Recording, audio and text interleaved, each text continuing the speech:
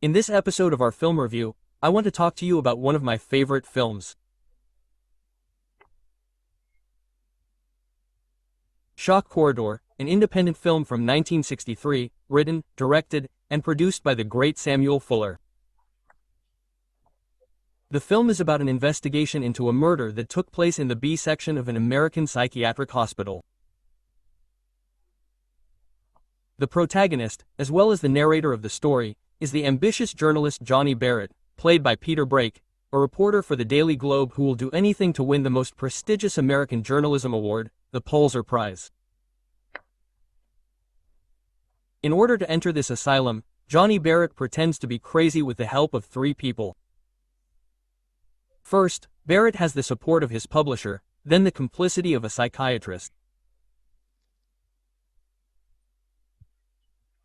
And finally, the collaboration of his girlfriend, the stripper Katie, played by the actress Constance Towers, who pretends to be Barrett's sister, towards whom he claims to have a sexual desire.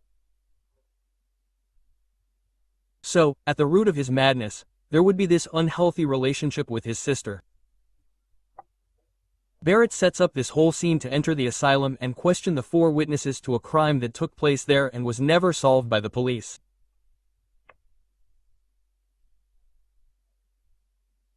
The four witnesses, to be precise, are a Korean War veteran who was traumatized by his war experience, a young black man who was the victim of discrimination during his college years and who believes he is a white man who leads the Ku Klux Klan.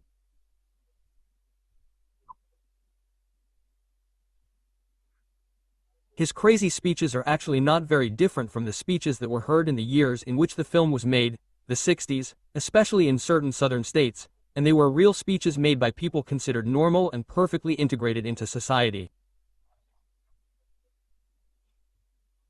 The third witness is a nuclear scientist who has regressed to the mental stage of a 6-year-old child, but the one who stands out above all others, also given his size, is the enormous clown who is interned and obsessed with opera. Moving among these characters and amidst 1,000 difficulties, Barrett tries to solve the case.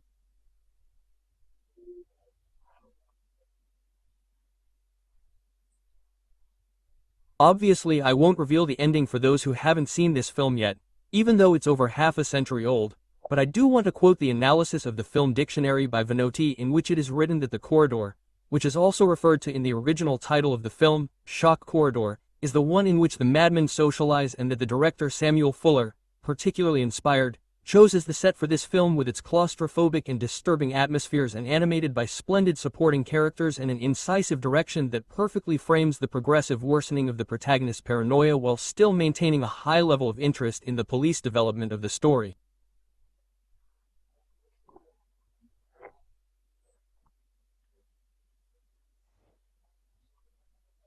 Vanotti also states that it is rare to find a film that can be as powerful and that analyzes an improbable case with such scientific rigor, making it almost credible.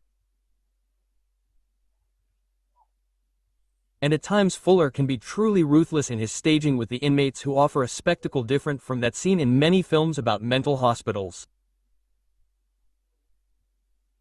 Shock Corridor is made even more livid by its highly evocative black and white. The film is entirely in black and white, with only flashes of color represented by the delirium of the madmen. The film therefore acquires the value of a singular work that continually alternates between two levels, that of sanity and that of madness, and the resulting result is of great cinematic impact. A few years ago, students from the Lugano High School 1 analyzed this splendid independent film. From the analysis that emerged, the protagonist Barrett is rightly described as driven by an almost pathological ambition to which he even sacrifices his private life, and this represents an extreme and caricatural variant of the archetype of the investigative journalist. It should be remembered that the director Samuel Fuller knew the world of journalism very well. In fact, at the age of 17, Fuller had joined the New York Evening Graphic as a cartoonist and later established himself as a court reporter. But what interests director Fuller is not so much describing the world of journalism as showing, through this borderline character, the danger and senselessness of certain human and social behaviors. In this case, the unbridled desire for success and career, a sort of hubris, a behavior that American cinema has often celebrated in an optimistic, if not triumphant, way. On the other hand, The Corridor of Fear shows the other side of the coin, the dark and problematic side of careerism. But that's not all. Again, in the analysis carried out by the students of the Lugano High School, it is noted that in the asylum the journalist comes into contact with some emblematic characters who allow the director to address extremely topical issues in America between the late 1950s and early 1960s, starting with the aforementioned racism. As Martin Scorsese, a great admirer of this film and its director, acutely observed, the asylum in which the story takes place is in reality an obvious metaphor for 1950s America and its follies. This is actually the real theme of the film.